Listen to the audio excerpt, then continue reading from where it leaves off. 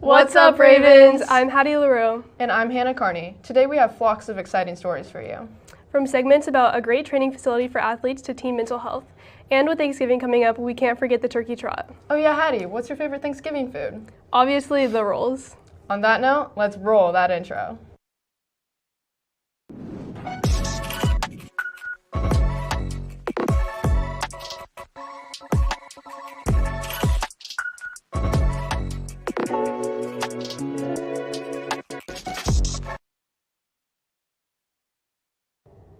Last Friday, Stuco hosted the Fall Blood Drive. Let's take it to Madison Minor to hear more about it.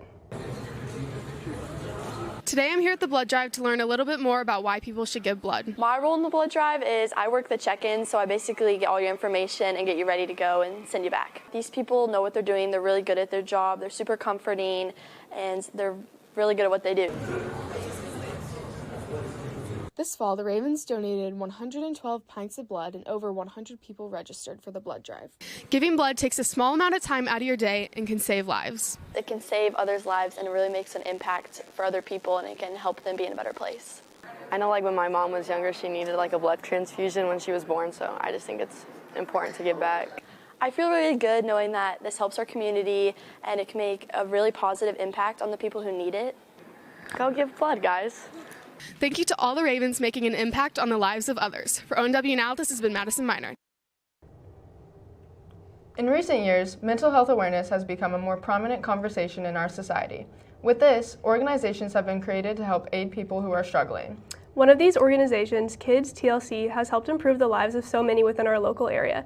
Addison Lowe has more on this impactful story. The Kids TLC Lotus Clinic is an organization that provides support to kids affected by mental and behavioral struggles. The mission of Kids TLC is to transform the lives of children and families facing challenges of mental and behavioral health, developmental trauma, and autism. There are so many families and kids in the area that seek help through Kids TLC, no matter the situation. They can come and work on if it's specific behaviors that they're wanting to kind of focus on, if it's emotional, but they do come about once a week to get those services. With Kids TLC being such a powerful organization, we now get to hear from the workers to see how it has impacted them. Being a therapist here is life-changing. Like, it is just an honor, and to get to work with them, to like help them through their emotions and support them and just say, you're not alone. It's the best part of working here. It's so impactful to be able to transform lives every day. Children are our future, and helping them have a stronger avenue to move forward just helps everybody. Mental health has become such a prevalent concern in our generation. If you are struggling, don't be afraid to reach out, because there are amazing organizations like this one to help. This has been Addison Lowe from the Raven Network. Hey Hannah, do you like bacon? I sure do. Then you should have gone to the prayer breakfast last Friday. Well, I know Aramie Applegate was there, so let's take it to her to hear more about it. This past Friday, MNU hosted an annual prayer breakfast.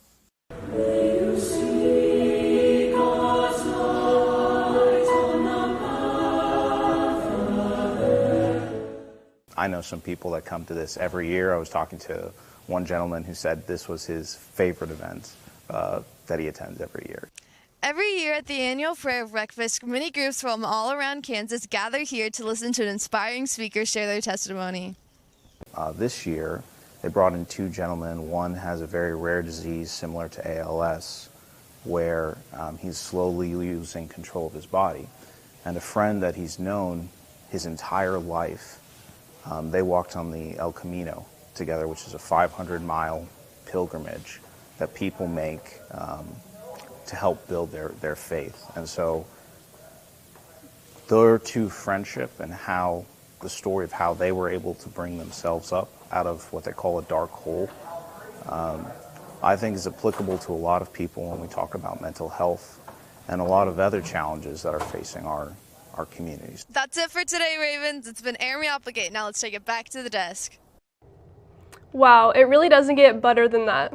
Well, we're only halfway through today's episode, and you ain't seen stuffing yet.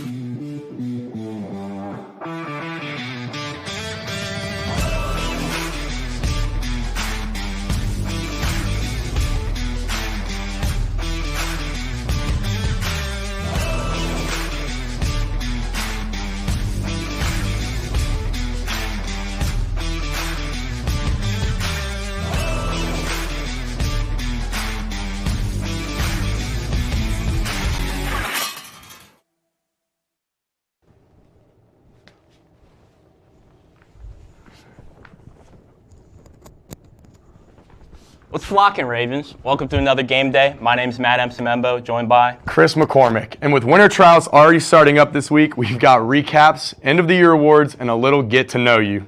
Let's kick it off with a big congratulations to Skylar Pierce. Danny has more on that. And the award goes to Skylar Pierce. What does it mean to you to receive this award? It means a lot just because it's not just a volleyball award. It's about your character and who you are off the court, and it's an amazing award to receive. While it holds a special spot for Skylar, it took a lot of hard work for her to get there to receive the award. What did you have to do to receive this award? One, just do my job on the court and just play my game, but also doing volunteer work and just being a good person on and off the court is kind of what it takes to earn this award. For Skylar, the hard work paid off at the end by receiving this award that is represented by someone she's inspired by. Why is this award so important to you? It's important to me because it represents a great woman who did so much to our community and for women's sports in general. So just being honored with the award that she created and is inspired by her is really important. We got the honor to interview the CEO and president of the Kansas City Sports Commission to hear a little bit more about the backstory of how they decided the winner. It's voted on by all the volleyball coaches in and around the community. And then obviously today we're recognizing a local high school athlete. This event happens every year after the volleyball season and is the culmination of that season, so make sure to tune in every year to see the best of the best. For the Raven Network, this has been Danny Tarek. Now back to the desk. Our boys soccer team had a long, hard-fought season this past fall. Let's send it to our very own Jillian Huckabee for a recap on their 2023 season.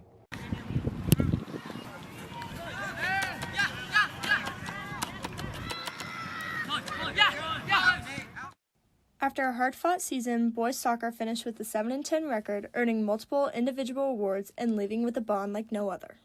The group of guys that we had worked really hard and competed. I feel like this group dealt with a lot of adversity, from games where we had 6 starters that were sitting on the sidelines because they were all injured, to some decisions with referees that don't go your way. But we had some pretty tough ones at times this year, and so I feel like this group dealt with a lot this year, and I was pretty proud of the way that they carried themselves and the way that they handled stuff throughout the season. The team also carried 13 seniors, which provided lots of leadership and memories throughout some of the boys last season. Having 13 seniors, everyone wants to just have fun their last year, and being around those guys who were there for the good times and the bad, it made it a lot better. Even though the team held 13 seniors, the underclassmen played a significant role. But our underclassmen were important because in those games where our seniors were injured or out, and then there were other times where we had some underclassmen that we needed to count on and rely on a lot throughout the season. So continue to hammer away that everybody had a role and a responsibility on the team, and for us to be able to do anything, it was going to take all of them. Luke, a senior on the team, shared his advice for other players. Just take it one day at a time. Try to make the most of every practice, game, bus ride, like team dinner. Try to make as many memories as you can because it goes by so fast. Congratulations, boys, on a great season. And for ONW Now, this has been Jillian Huckabee. Thank you, Jill. Sticking with our fall sports, our Raven football team also ended their season earlier this month. Our Raven Network reporter Carson Faflick sat down with Captain Olathe Ashkar to talk about the season. Let's send it over. What's up, Ravens? I'm Carson Faflick, and I'm here with the football team recaps. Let's get right into it.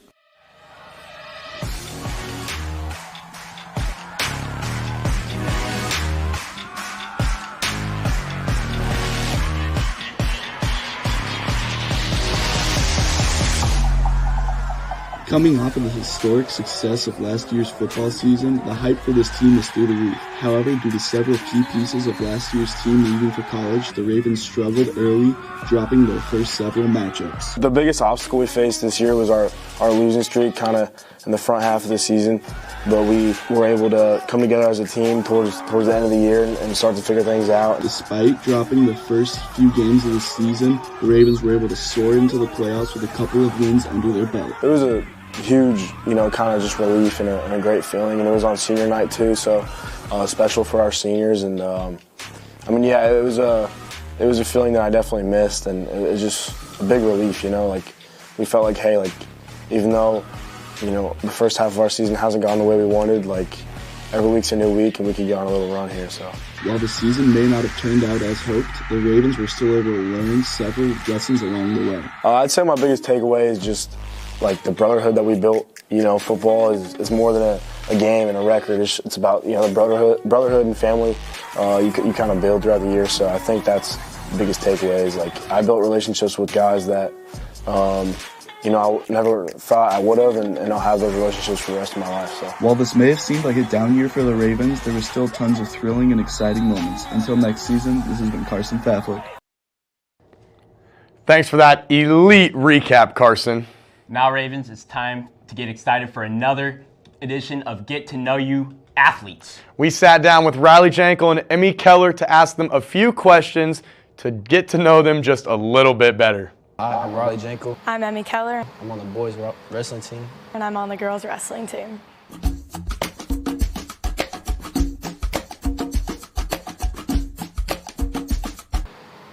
Ooh. So I'm gonna say it and then. Guess what she like what she down. wrote about me. No, she wrote down her own guilty pleasure song. Oh, Shake It Off. No, Party in the USA. I'm gonna say probably something Taylor Swift, Blank Space. So I did that because that's what I thought she was gonna do.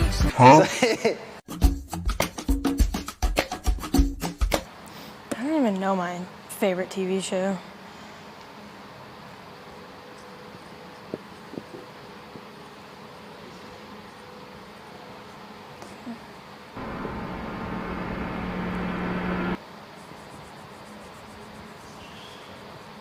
Bro, all right, we good. We'll go Walking Dead. Nah, Grey's Anatomy. I'm gonna guess yours is Too Hot to Handle. Stranger Things. No way. Too Hot to Handle's crazy, I'm not gonna lie. Oh, I got mine. All right. All right, you go first this time. Okay. I don't know. Probably hit you. I actually have no clue. Nope. I said Pretty Boy. What? Pretty Boy. Okay. I don't know. My brother, Max Keller. Yep. He scares off a lot of people. Our first meet is at Spring Hill. Come support, guys. And our first meet is December 1st in Iowa. Come support.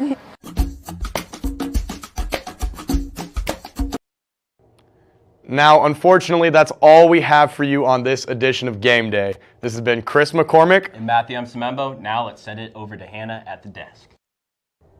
These athletes put in so much work behind the scenes in order to accomplish their goals. A Greater You performance training is one of the many ways athletes at ONW are preparing for their sport. Let's take it to Eva Herdig to hear more on the story.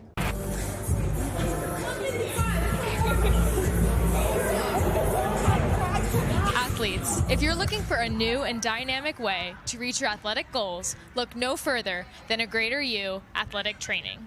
Training at AGY is for soccer athletes, so we are here helping them kind of just prepare for their sport. So it is strength training, it is endurance training, it is speed and agility training, kind of all grouped into one. An athlete comes to us with a goal in mind, and we help them to achieve that goal.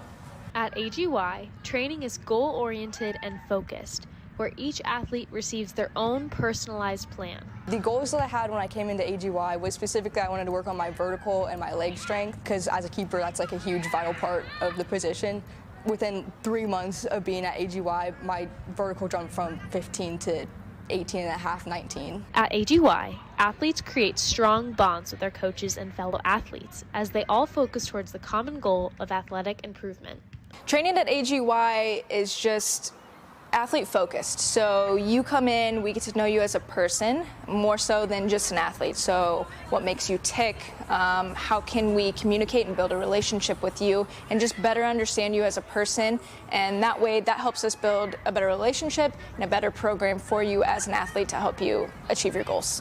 When I first started training, I was looking forward to seeing the improvements that I was going to make. I knew that I wanted to get faster, I wanted to get stronger, I wanted to get quicker. told him my goals. I told him what I wanted to get better at, and he came up with a program for me to plan, and I really saw results. It made me so much more confident in myself, and I saw a big change in my game and my play. They always push me to be better and encourage me. Like when I'm lifting weight and they're like, do you think you can go up? And I'm like, yeah, I think I could put a 5 on. They're like, no, we're going to put 15 on, and just pushing you. You can follow Greater U on Instagram at a.greater.u. For ONW Now, this has been Eva Herdig. Now back to the desk. Next up, we have a fun Thanksgiving tradition covered by McLeet. So let's make like a turkey and trot right into our next segment. So the Coach Yantis Turkey Trot is in honor of my dad. He fought a 31-year battle of cancer. He had melanoma, and then it turned into sarcoma. And then after his 6th battle, he ended up passing away, and so this is in honor of him. The Coach Yantis Turkey Trot started out in 2020. What started out as a family and friend event has grown to be much larger. So we have been able to partner with a couple different charities.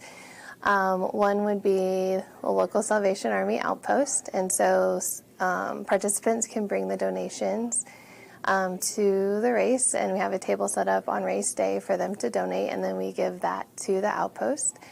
Hope Lodge is another charity that partners with the KC Turkey Trot. They are a nonprofit that it's kind of like the Ronald McDonald House, but for adults.